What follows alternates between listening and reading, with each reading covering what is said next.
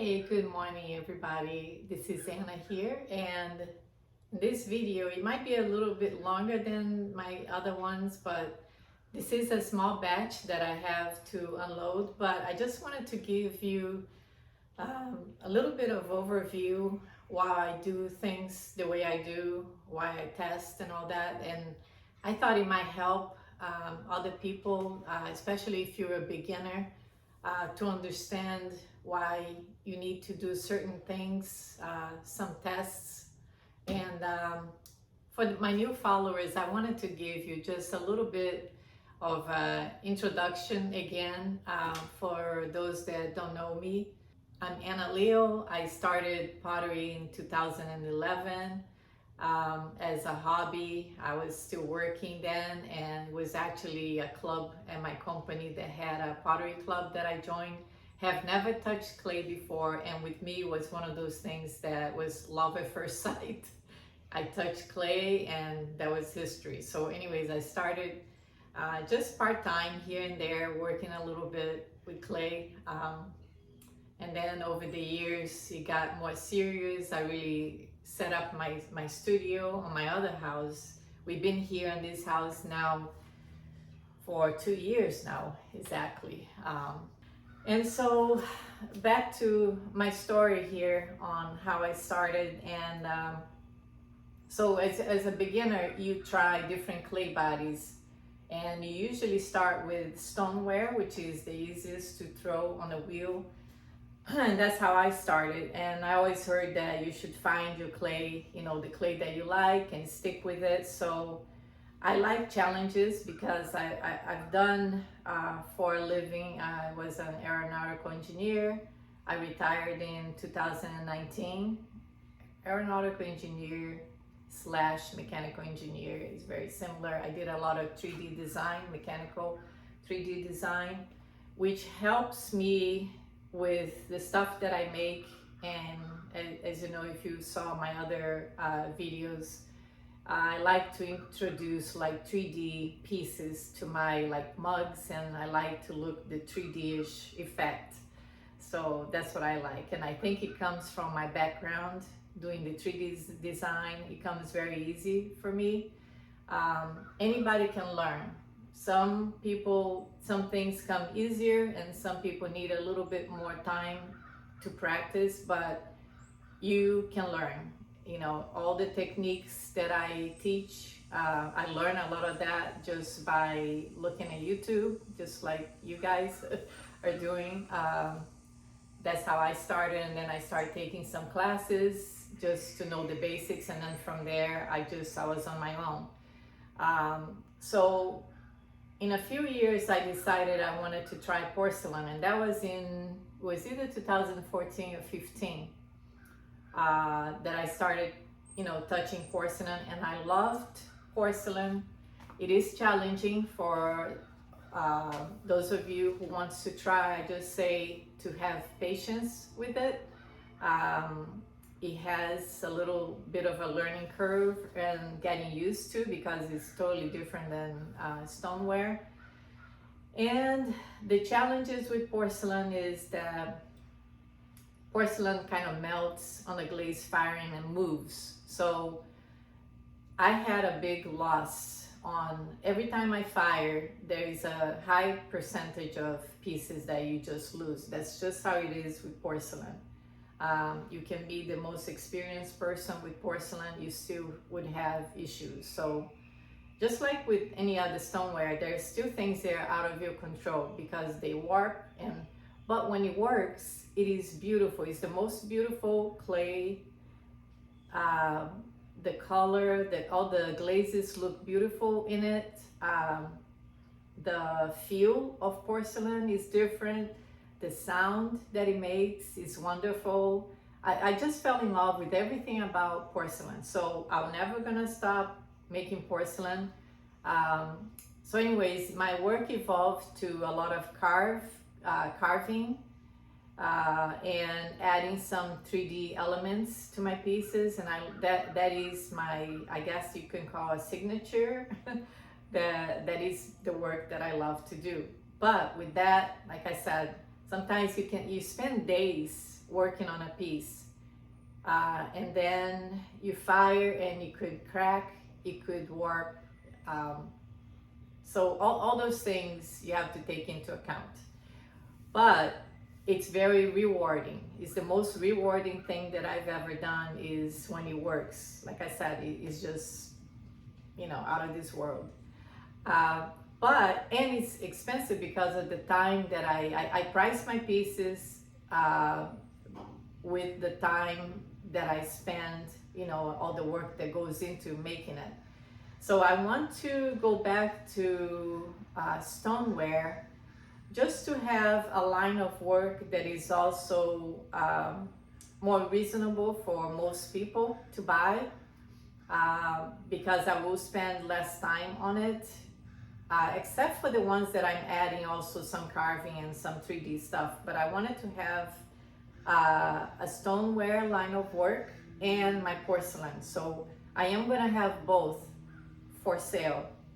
And that is the reason why I've been testing lately. In the past couple months, I believe, I started testing different clay bodies to see what glazes look good. And that's the reason I was gonna get into it. And by the way, if you didn't want to hear me saying all these, you can just skip and go right to the kiln opening. Because I know that, I'm one of them. I love kiln openings, and I'm dying here to see. I've only looked at the first shelf, but I just wanted to say a little bit about myself and why I'm doing these tests. So it is because some glazes that work for porcelain may not work for stoneware, and vice versa. Also, if you ever get issues to the glaze, like pinholing, dimples, shivering, that can also be because either the clay body wasn't a good fit, for that glaze. And that's another reason why they say stick with 1 or 2 clay bodies, because most likely you're gonna have them fired in the same kiln unless you divide your work, like I might have to do, because I already seen that if I have porcelain and stoneware, with the temperature that I used to fire porcelain to cone 5, and now I raised a little bit to cone 5.5, which is my peak temperature is 2185. And I did put the schedule on the community. I have a post of the schedule that I'm using currently. Before that, I used cone 5 with a slow cool. I always do slow cool to prevent those pinholes, and I had never had any more issues with that whatsoever with working with porcelain now in the past. So it wasn't until now that I'm doing all these tests that I'm starting to see the pinholes again, and now you need to troubleshoot.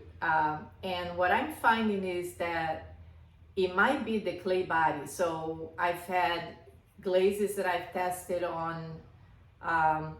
2 different, speckled, even with the speckle brown, I have 2 speckle brown clay from different companies.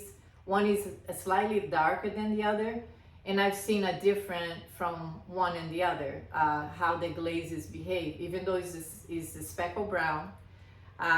Then I have red clay that is real smooth, but I have seen some pinholing on that and not on the speckle brown. So I am analyzing all that now that I've tested a lot with the tiles, and then you start testing with your test tiles, and even after you test with your test tiles and you go and make a piece, the pinholing may not have happened with the test tiles, but it will show up in your piece. So that's frustrating.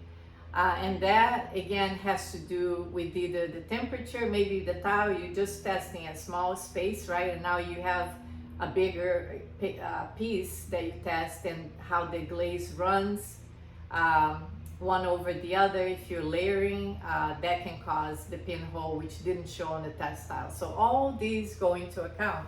So after you do your tests, now you have to analyze all those and then try to decide, okay, which is the clay that I like the most that will look good with all these color glazes that I'm using right now. So I'm fascinated now with pinks, which I never used to be a pink person before. But with so many commercial pink glazes, they look so great, I decided to try them. In the past, I have mixed my own, and I never got quite the pink that I wanted by mixing my own glaze. And I do mix a lot of my glazes, except with the pink. I could never get a real pretty pink that I was happy with. So now with some of the Coyote, Spectrum, I am getting a lot of pretty pinks on stoneware and on porcelain. So that's a good thing. Not all of them worked out well, so, and we'll talk about it in a little bit. So that's all I wanted to say, is that you go through the process of testing, and then testing on the real pieces, and then decide which ones do you want. Do you want to stick with just one type of stoneware? With me, I might pick maybe two. I do like the speckle stoneware. I might pick another one that would be a white stoneware type clay, not porcelain. But for carving, making things real thin that is translucent, it only happens with porcelain. As far as I know, I don't know any other clay bodies that is not porcelain that can be translucent. So I want to make some luminaries. I want to make some that are like lampshades, that you can make it so thin that it looks like glass. So that you can, as far as I know, you can only achieve with porcelain. Anyways, that's just a little summary of why you might be wondering why I was doing all these tests.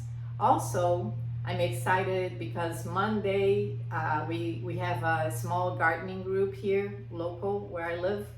And I've invited the ladies from the gardening group to have a workshop, and they have never done any work with clay. So this will be a beginner's workshop. We're gonna be making bird baths with the leaf imprint that I had, I believe I have a video on that. And I think will be a lot of fun to do that with people that have never even touched clay before. I am gonna try to make a video of the workshop for you to maybe be able to do something like that. If you have never tried clay before and you wanted to try it, this is a real simple project that anybody can do. And then you just need to buy, a glaze that you want to use at your local pottery supply store. And then a lot of these stores also offer firing, or you can Google where you can fire your pieces. But I figure it's something that if you never tried clay and you want to give that a try, this would be an inexpensive way of doing it, is without having, a whole lot of, you need a wooden rolling pin that most of us have in the kitchen, and a lot of just kitchen gadgets that we can use for pottery. So that would be really fun. And like I said, I wanted to help anybody that wanted to try clay. And I think we can go right to it. I'm gonna zoom in and I'm gonna explain all the glazes that I've used. And I'm not gonna lie, I did peek already. As you can see, this is open. I always have to peek at least the first shelf. That gives me that reassuring the things have gone well, but it's never a guarantee, right? It can be things that are a mess inside. So that's it. I hope you enjoy it, and let's do it. So I hope the lighting is good. That I can capture the colors. They're very pretty on the pumpkins, and I'll go over them. If I don't get it correctly, I usually put a correction with the text on my video. So let's see if I can remember. This is Spectrum Kimchi with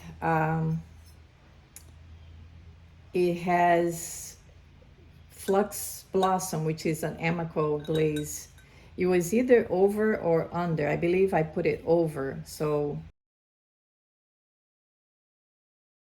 I did kimchi with the Flux Blossom to make these runs. It is a pink with a little bit of peach in it. That's kimchi.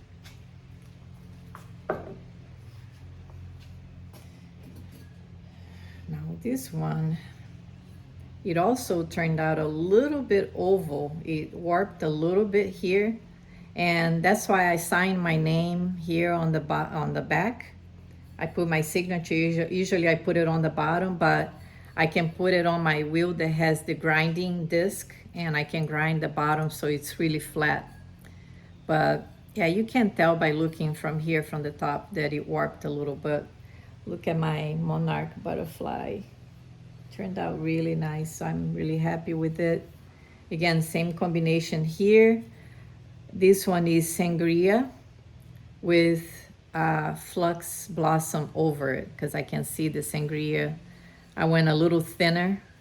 Now, a lot of people were asking me, because I posted on different groups on Facebook, my combinations. A lot of people were asking me that they said that they get glaze that touches your shelf, right? So here's what I do. I clean about, what you see here is about 1/4 of an inch from the bottom. Make sure you do thinner application on the bottom, maybe an inch, to ensure that even if you have drippy glazes here, when they get here, they will probably stop because it's thinner here, right? Another thing I do is all the grooves for the pumpkins create almost like a river, right? It flows through that groove. So what I do, and you can see just a little bit here, I use a little scraping tool, like a little carving tool, and I scrape off another, maybe 1/4 of an inch to a 1/2 inch in here from the grooves. That's what I do. And you can see how this one still ran right up to there. Same this one, it started going, but it never made it to the shelf. So I was safe. So that works. If you guys want to do that, you know, it does work. You see how it flowed again here, but it never made to the bottom. So, and then when you place it like that, you usually don't see that anyways because of the shape of the pumpkin. So this is a real pretty one. As you can see, it has more pink to it than the kimchi. So let me see, putting it side by side. Yeah, you can see that the kimchi is a little bit more muted than the sangria, has a little bit more pink to it. But I think it came out really pretty with the monarch butterfly. Now this one, yeah, this one is more round. So this one didn't distort as much. So what I did here, I painted the whole thing 2 times Flux Blossom. And then on top of that, I waited until it dried, and I came with another heavy coat of Amaryllis, which is Mako, all around to maybe about here. And it kind of doesn't have as many runs, but it didn't created a line either. It almost like it's blended in, which I like. This also has a monarch butterfly painted. I hope you can see. The colors on the butterfly turned out really nice too. That's again Duncan. I might have used a little bit of Amico underglaze here because I do like the flame orange. It's a real bright orange. Did all the little white specks here. Turned out nice. And same combination here for the stem. That's a real cute one. And like I said, I am gonna have the little plate for the candle to go under. And I sign my signatures on the side here so I can grind the bottom. And I'm grinding it just so it makes it real flat, so it doesn't wobble. So these were I just wanted to test on something that is a little bit taller and test some of the pink glazes on it. So this is Soft Red by Spectrum. And I used a little bit of, I believe it was Light Flux right on the rim. And then under inside was Coyote Fairy Rose, which is a real bright pink. And then I used the flux in here on the rim, and the fairy rose got to the rim in here too, so you can see that it has the darker pink right in here on the rim. And then the other one, it's a real pale pink, especially when you add something like another flux over it. It looks almost like a whitish pink. And I made this with this ledge here, so I knew that it could run, that you wouldn't go over. As you can see here from the handle, it ran and it pulled right in here, but it never went past that, so I'm happy with that. No pinholes. Now when you use a clay that is speckled, that has manganese, sometimes the manganese spots gets like almost like a little dimple, but it's not a pinhole, and that's not a defect, because it happens to a lot of the speckled clay bodies.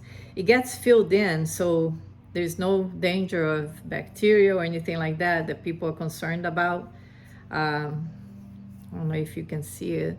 It's right where the specks are. I think it draws the glaze more in. I think that's what happens, but it's nothing, you know, you can see a little bit, but it's completely smooth. Very nice. No pinhole in this. This looks like a very stable glaze to the Coyote Fairy Rose. It doesn't run as much as the other ones. This one runs, the Soft Red by Spectrum.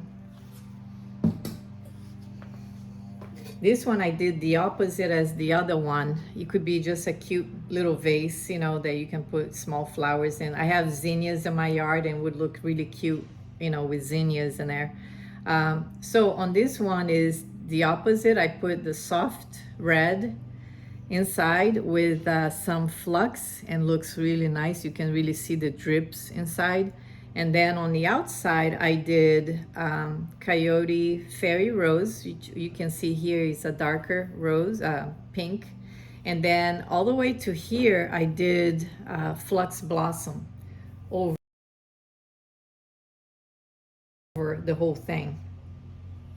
It didn't run a whole lot like I expected, so I might refire with some more flux, like light flux in here, because I like the runs. Because of the Coyote, that it is stable, so the glazes don't run as much. So I think you have to put something thicker in order to have the runs. But it's still a real pretty color on speckle brown. So these two pictures I threw, it is a speckle brown by Standard 112. And again, if you make something with that little lip at the bottom here, you're ensuring that the glaze will stop in there and it has room to kind of pull in there, and you don't have to worry about, you know, putting a cookie or anything like that on the bottom. This is a little hat for the frog that I made. I just used black. It just got a little bit of the kiln wash in there.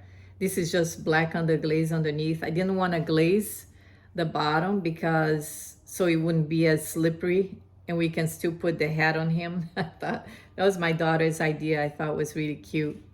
But I used purple underglaze, royal purple, and it turned out blue, like almost like a royal blue, which is okay too. It's just something fun to play around. That's cute. And I ran out of my other cones that you use, you know, for the firing. So I use regular, the little ones.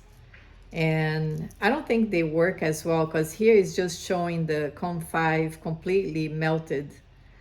But then the cone 6, I don't even know. I hope it was. This is cone 7, cone 5 bent just slightly. Oh no, I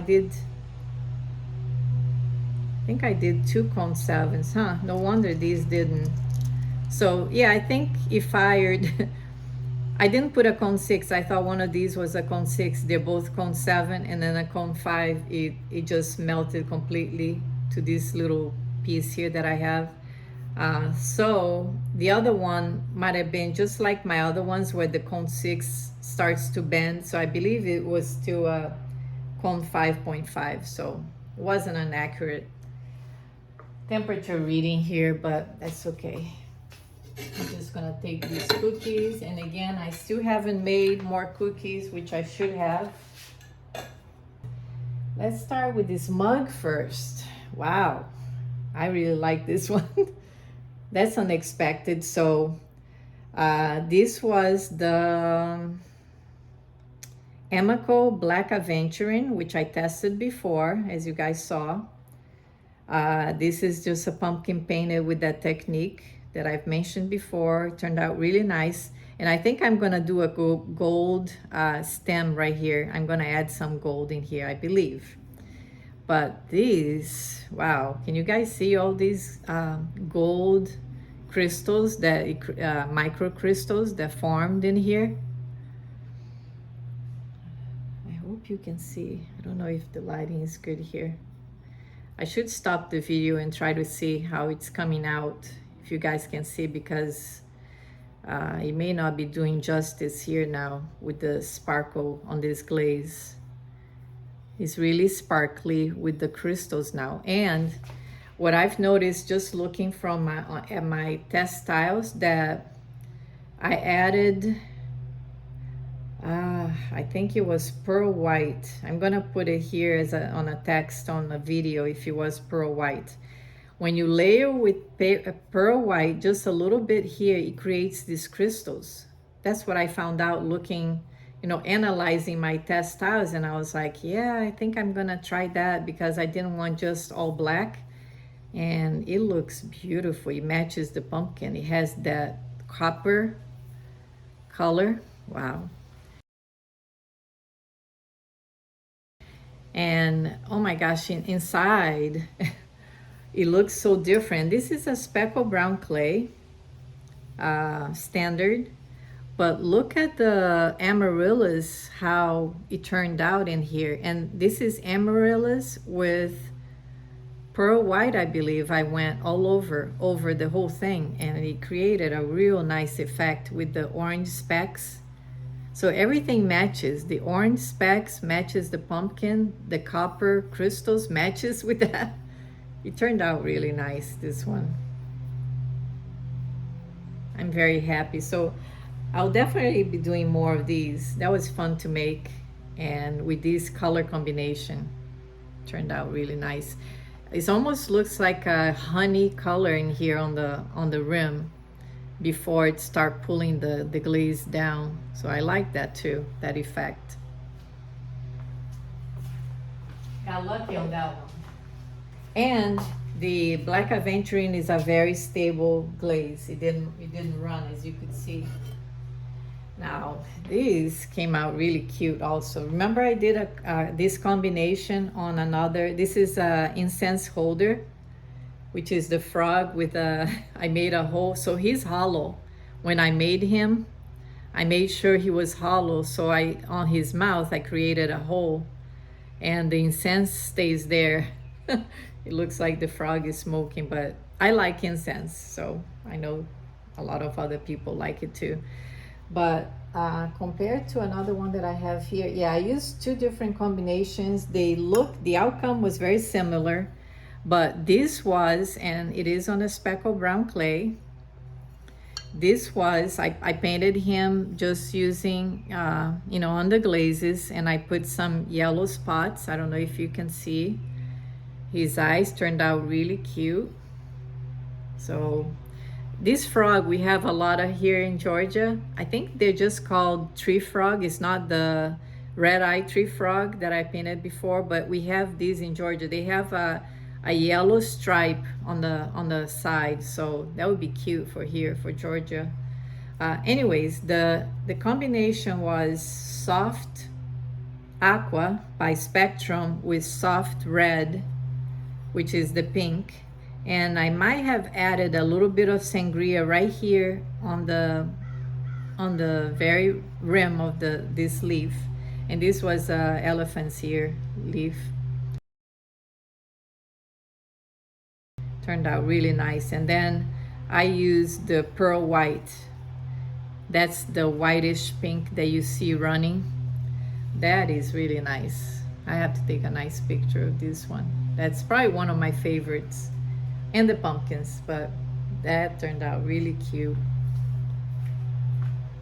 And the other one was, I believe I used exactly the same as that other one that has the little plumeria flowers, which is sangria, and Atlantis aqua, which is Laguna. And then over the whole thing I used pearl white, and man, that looks so nice. It looks like the leaf is changing color. That's how I see it. And look at the rim, that pink. That's the sangria with no pearl whites. Look how bright that pink is. And then here is the Atlantis aqua. I did like random. I painted around here. Here I put more of the Atlantis aqua. I did more here on the middle. I think I have a picture of before how I painted this, how I glazed it, and I'll put it here on the video so you guys can see. And again, I painted the frog the same way. It is the same frog. And you can feel the spots too, they're raised. So I use Mako liner for the spots, the yellow spots on them, on him, and the stripe also that he has on the side. And you can feel it, really cute.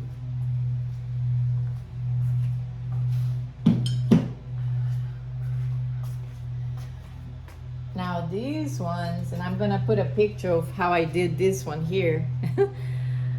Because I think I had these on my other video. Remember, they came out really dark and I didn't quite care for. This was, it's either Lizella or Terra Red, which turns out a real dark red maroon color. And it didn't look good with Celadon glazes. So what I tried to do is add aqua, no, not aqua, Amaco Snow, which is white. I added that over, and then I placed 3 beads of glass over that, and it is beautiful. But what happened is you can't see the leaf that much. You can see just a little bit, but look at that effect. It looks like water. It's in here. And I think the hole for my incense holder closed. I think I might be able to make the hole there again just with the Dremel tool. It is here, so I might be able to still open that hole there. But it's so pretty, the glass, how it looks. And I think it mixed in with the glazes that I had there before, because the glass beads I put in here, they were all aqua blue. But you can see the aqua, the darker blue, it looks like water. That would look really nice on another piece, like maybe a bird bath would look nice with that. And I did that to the other one as well. So this was another one that was very dark. And what I did on this one, I used the spring green, which you can see here. To me, this is spring green is the best glaze for if you want a green on dark clay, which is the same red clay. It breaks over any texture that you see. The only thing is that I added the glass beads here, so you can see the definition of the leaves, the veins. You can see a little bit. You can still see it here. But the beads, when they melted, man, that looks really nice. I like that.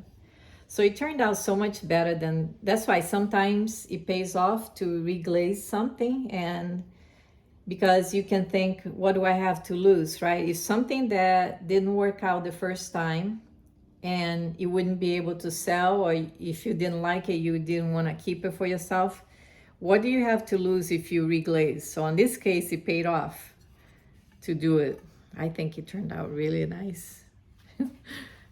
And I will post the picture of the beads, how I placed them. I think I put 3, maybe I didn't even need 3. Maybe I could do with, you know, with only 2. I wasn't sure how many beads I would need. So I have another incense holder. And these ones turned out really nice as well. Look at my swallowtail butterfly, because I did that because I'm seeing a lot of them here in my yard, and I decided to just put one in here, and that is so cute. I painted with underglazes, and then the hole closed. I don't know if I'll be able to open that one, but this would make a cute plate to put anything, like a coaster or a candle. Same combination as that other one, Atlantis Aqua, Sangria, through here, and then I put through the whole thing, I added pearl white. And I don't do anything on the back. I just leave it raw clay, speckle brown. That is really cute. And these will be for sale soon on my website. People are asking me about it, so I want to see this guy here. Oh, my little lovebirds. See, I sculpted these guys and I attached. I just look up, that's usually how I make my little sculptures. I just look up a picture and then I painted similar to the picture that I have. But look at the color of the little birds with the leaves. And then another thing too, I really like this shape of a handle. I think I'll be making more handles this way, because you can either use 2 fingers or 1. But I like that curve because it's a perfect place to put your other finger right there, you know. So I'm gonna be making more of this shape. It's really cute. Even on porcelain will work. But look at the glaze, the colors, and the runs. So this is the Coyote Fairy Rose. I did it up to about here under that branch. And then I did it with some curves, as you can see a little bit here. And then I did the soft aqua up to that line. And then right on the line, I added Norse blue, just a thin strip of that. And then I added, it was either the light flux or pearl white. It might have been the pearl white.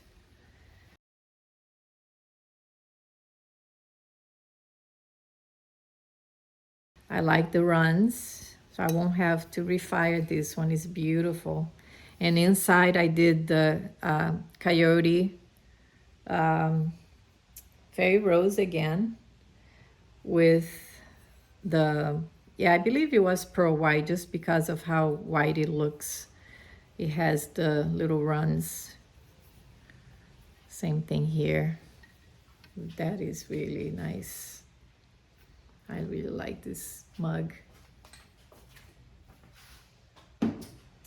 All my pink and greens combination. I think I really like that. This one is a little leaf that I decided to make for putting a candle here. Just a little candle holder. Just a plate for the candle. And here's the bottom. And with chickadees. I painted the chickadees. Almost look like a bird bath, that they're on a bird bath.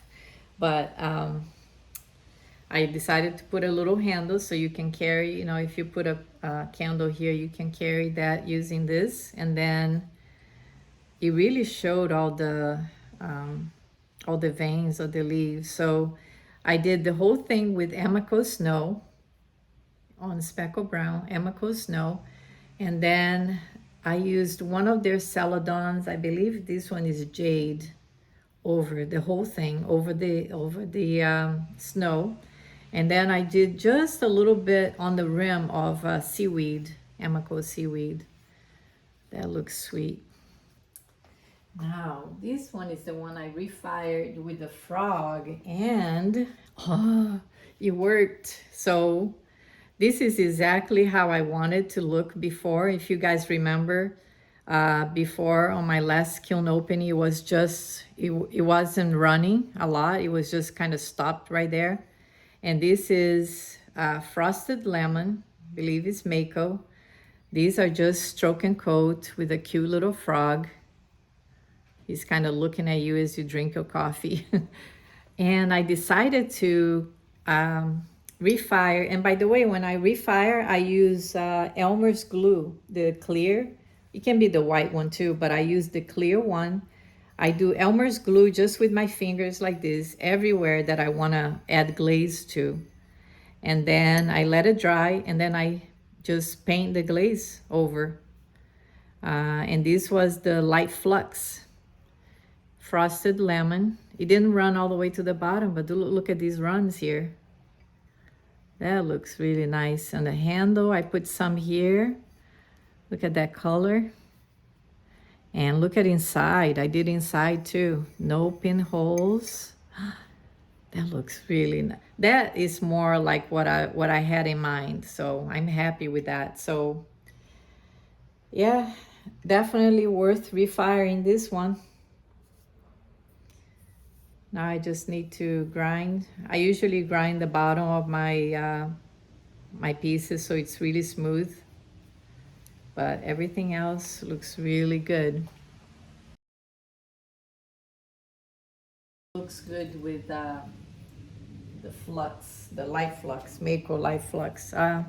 So I decided to refire this one because it did have some, I did find pinholes inside, even though I only found like 2 or 3. But because it was inside, I don't like selling anything with pinholes because it can grow bacteria, okay? So far on the outside looks really smooth. And did I add anything here? I think I might have added just a little pearl white. And this was the amaryllis. So this was from my other last firing I did. But looking at inside, yeah, it didn't, the pinhole is still there, and it's even more now. It kind of made like a frothy bubbles here on the bottom. So that's too bad. Yeah, pinholes are still there. They're even bigger now. So I did have the information on these on my other video, but I believe what I did is I might have added pearl white in here in hopes that it would run and eliminate the pinholes, but it didn't. And I do, like I said before, I do slow cool, and it still didn't work. So yeah, I lost one. Sometimes you gain, sometimes you lose, right? This was a cute little butterfly. I don't know what I can do with this one. Maybe use as a little planter for a succulent planter or something like that. That's too bad, but it is beautiful. And see, this is the Terra Red. So maybe this glaze, I'm gonna have to make a note for myself that these glazes, the spectrum, they just don't go well with this clay. And it's a beautiful clay too, the Terra Red by Aardvark. It's a very smooth clay, very nice throwing clay. So I just have to remind myself now not to use that on red. This is a tester bowl that I did for me. I'll probably just keep this one. I didn't even do the foot, or I did put my name here, but I didn't do the foot on this one. It was just a tester. And let me see, there's no pinholes on this one. It is porcelain, 365. I wanted to see what the Coyote Fairy Rose looks like on porcelain. And then I did the soft I believe this is either Norse blue or the soft aqua.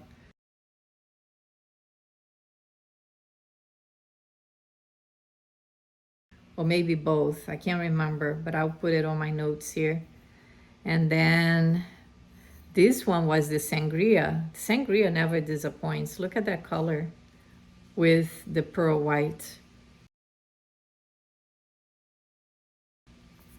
So that's a cute bowl. It didn't run as much as I wanted to in here on the outside, but the inside, wow, looks really nice.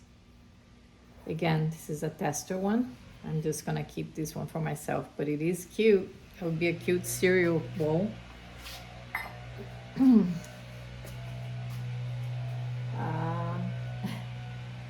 So this one is that one that I said it was kind of dark, turned out with the Norse blue, and I decided to add pearl white over, and it did improve. Look how now it's a lighter blue. Yeah, I didn't put it close to the bottom because I was afraid it was gonna run. I could have done a little farther down, but that's an improvement from last time. It was really like a dark blue, and it didn't affect the inside. Still looks nice.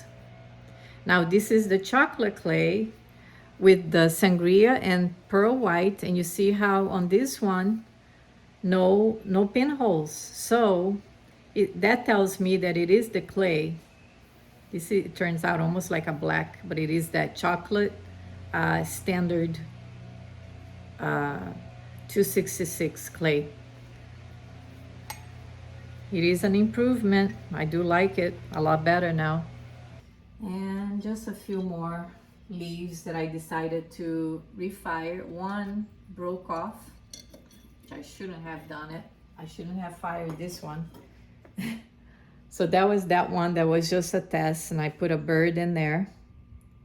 And I decided to put a glass bead, 2 or 3, maybe it was too much, glass beads over, and look, the bottom just completely broke off.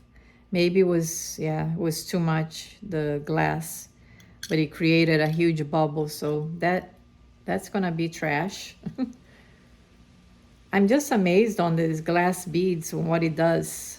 You know, it creates that water effect. I need to experiment more with this. And it created a bubble here, but not on the other 2 leaves, so I don't know here what happened. And then this one was just another one too that had Atlantis Aqua and Spring Green, and I did a coat of pearl white over the whole thing, and it kind of blended more. This again, just a tester because of the leaves that we're making for the yard. That is actually nice, I think. And that was the Terra Red clay. And oh, one more little thing that I did with my granddaughter. Look how cute this little owl. That was just underglazed and clear, kittens clear over it. So that was it. I hope you guys enjoyed, and take good care of yourselves, and hopefully I'll see you soon. My next video will be on the cuerda seca, the technique that I want to explain how I do those mugs. And I am going to take a video of my workshop for those of you who wants to try clay and have never done any work with clay before. So see you next time, and thanks for watching. Don't forget to subscribe and like my videos. Thank you. Bye-bye.